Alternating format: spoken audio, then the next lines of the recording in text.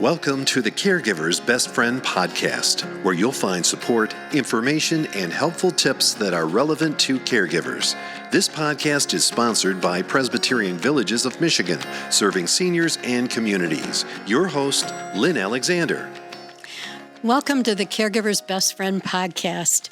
Today I'd like to share with everyone the theory of family dynamics and what happens in families with caregiving.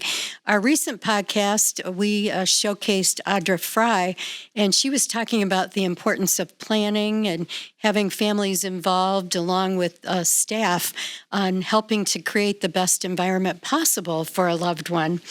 And what I've found over time is that family dynamics and relationships play such a key role as to how successful the caregiving process will be. And this has been one of my specialties over several decades. Many years ago, I studied a psychology theory called transactional analysis.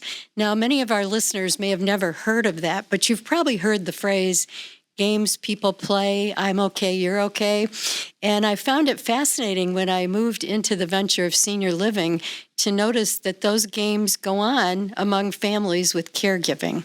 And so it's really important that family members recognize what's going on and find a way to make things happen in a positive way. So as we think about relationships, any part of our life, it's all about relationships, and it's so key to have them work well. The first game I've noticed is I've got a secret, and that's where the loved one hides things from their family members because they're afraid of losing their independence. So I've heard of examples where a senior finally gave up driving, turned his keys in, and then told his daughter, well, it wasn't all that bad, except for the double vision. So there are many different examples where people keep these secrets. Another one I heard about was a woman whose water was out and was not working, and her family members didn't find out about it till 48 hours later when they came to visit her. So it's really important, if we're the loved one, to make sure that we don't keep secrets from our children and grandchildren, nieces and nephews, sisters and brothers. You know, when we were raising children, we didn't like it when they kept secrets from us, so we don't want to do that back to them. Also, keep in mind that our family members can only help us if they know what's going on. Kind of going hand in hand with that is a game called I'd Rather Do It Myself, and that's where a senior will try to do things that perhaps they shouldn't do anymore. When I was state aging director, I had to talk to several of my commissioners who were in their 80s, convincing them to stop doing their own leave pickup or getting things off of the tops of shelves and to ask their children or others to help them. So it's very important to recognize our capacity and what makes sense for us to do and what can be a little foolish to try to do at a certain age or with a certain disability. Another game I'd like to bring up is sibling rivalry. If you think back to growing up, remember trying to grab the passenger seat next to your mom or dad who was driving, or Mikey got a better bike than I did? Sibling rivalry goes all the way when it comes into caregiving. And so often, one person often needs to be the care manager or the person who manages everything and has other people help. In other words, they're the primary caregiver. But often other siblings may resent that and say, you're just taking over and trying to boss us around. So it's very important that we get our sibling rivalry in check.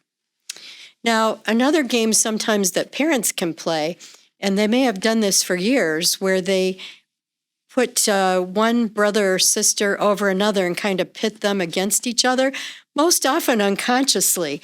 So I call that one, why can't you be more like your brother or sister? And I've heard from folks who have said, I do so many things for my mom, but then I hear about what my brother Jack did as if he is the King of England. So we have to pack our patience sometimes and recognize that maybe things won't be perfect, but hang in there and be patient.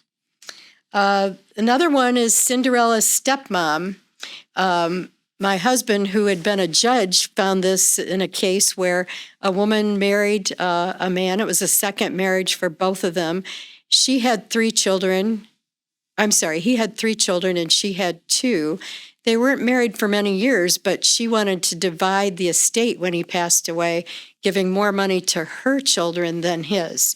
And so that's something that happens a lot with second marriages. Now, I also want to say that many times a marriage, a second or even a third marriage, can be a very positive thing. And I've seen too many cases where the children of a loved one try to break up these relationships. And many times they can be very positive. And first of all, it's not your right to do that.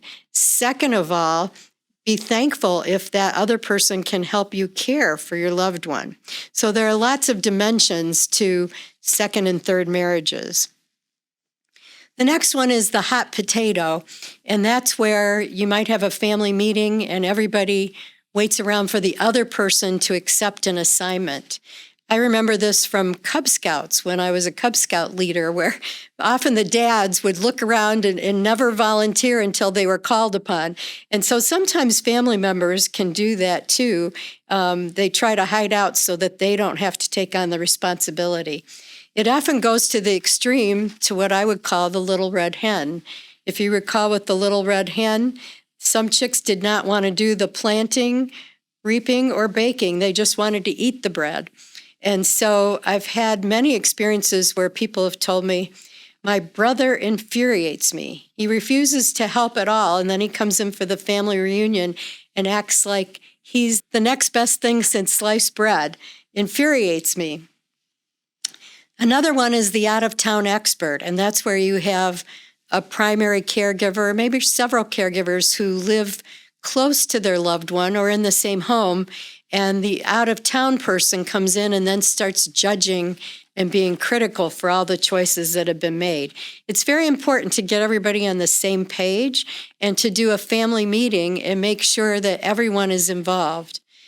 Once again, though, it is good to have one person in charge as a care manager. Otherwise, things fall apart. It's sort of like if you try to build a house without a contractor. It doesn't work very well. And then finally, another game I hear about is only you. And that's where the person receiving the care only wants one person to do everything for them, that nobody else can do it as well as they can. And that's very draining for a caregiver. We need to watch out for that so that we don't create what's called a symbiotic relationship. It's so easy to have both parties cue into that with each other. There's no faster way to burn out a caregiver than to be playing this game.